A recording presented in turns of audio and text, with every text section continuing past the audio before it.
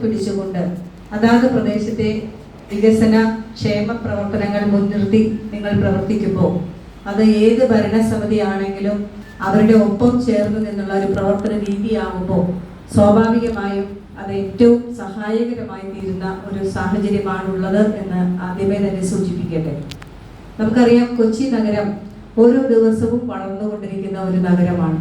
ഇവിടേക്ക് വന്നു ചേരുന്നവരും ഇവിടെ നിന്ന് താമസം മാറി സമീപ പ്രദേശത്തേക്ക് പോകുന്നവരുമെല്ലാം തിരിച്ചെത്താൻ ഏറെ ആഗ്രഹിക്കുന്ന ഒരിടം കൂടിയാണ് കൊച്ചി എന്ന് പറയുന്നത്. ഇവിടെ ഒരുപാട് പ്രശ്നങ്ങൾ നമ്മൾക്കുണ്ട്. ആ പ്രശ്നങ്ങൾക്ക് നടുവിലും നമ്മളെല്ലാം കൂട്ടിയിണക്കുന്ന ഒരു സുഹൃത്ത് ബന്ധം, ഒരു ആത്മബന്ധം നമ്മളെല്ലാവരും തമ്മിലുണ്ട്. അതിനൊക്കെ വലിയ പങ്ക് വഹിച്ചിരിക്കുന്നത് ഈ അസോസിയേഷനുകളുടെ പ്രവർത്തനമാണ്.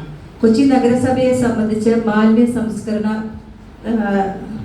പരിപാടികളിലും അതേപോലെ തന്നെയുള്ള മറ്റു ചില പ്രശ്നങ്ങളിലുമൊക്കെ ഒരുപാട് സഹായകമായി തീർന്നിട്ടുള്ളതും അസോസിയേഷനുകളുടെ നേതൃത്വമാണ്.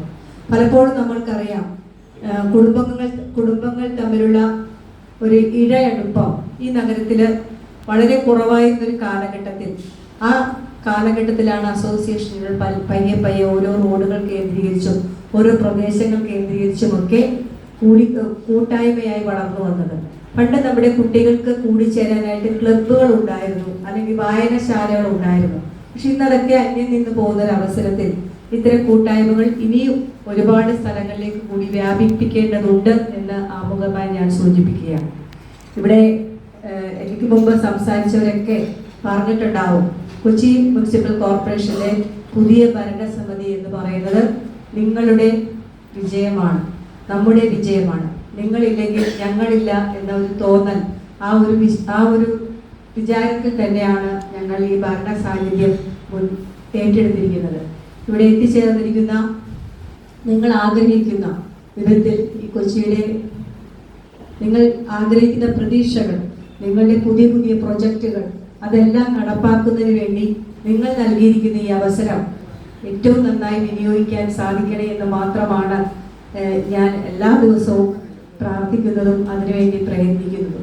നമുക്കെല്ലാം അറിയാം, വളരെ ചുരുങ്ങിയ സമയമാണ് ഒരു ഭരണസമിതിയെ സംബന്ധിച്ച് നമുക്ക് മുന്നിലുള്ളത്. ആ സമയം കൃത്യമായി വിനിയോഗിക്കുന്നതിന് വേണ്ടി തന്നെയാണ് നമ്മൾ 50 ദിവസം, ഇവിടെ ദീപക് സൂചിപ്പിച്ചു, കൊച്ചി നഗരസഭയെ സംബന്ധിച്ച് 21ാമത്തെ മേയറാണ് ഞാൻ, 3ാമത്തെ വനിതാ മേയറാണ്. അപ്പോൾ സ്വാഭാവികമായും 21 കർമ്മ പദ്ധതികളുമായിട്ടാണ് 50 ദിവസം കൊണ്ട് പൂർത്തീകരിക്കുന്ന 21 കർമ്മ പദ്ധതികളോടെയാണ് ഞങ്ങൾ ഇന്ന് തുടക്കം കുറിച്ചിരിക്കുന്നത്.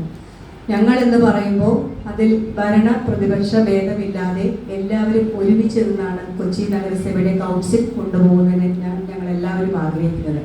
കാരണം ഈ നഗരത്തിലെ ജനങ്ങൾ ആഗ്രഹിക്കുന്ന, അവരുടെ സാധാരണക്കാരുടെ ഏറ്റവും വലിയ പ്രശ്നം എന്ന് പറയുന്നത് ഈ നഗരം വൃത്തിയായി കിടക്കാൻ അവർ ആഗ്രഹിക്കുന്നുണ്ട്, കൊതുക് കടി കൊള്ളാതെ ജീവിക്കാൻ ആഗ്രഹിക്കുന്നുണ്ട്, റോഡിൽ സുരക്ഷിതമായിട്ട് ഇറങ്ങാൻ അവർ ആഗ്രഹിക്കുന്നുണ്ട്, നമ്മുടെ കുട്ടികൾ പട്ടി കടി കൊള്ളാതെ റോഡുകളിലൂടെ സഞ്ചരിക്കാൻ ഈ നാട്ടിലെ ജനങ്ങൾ ആഗ്രഹിക്കുന്നുണ്ട്.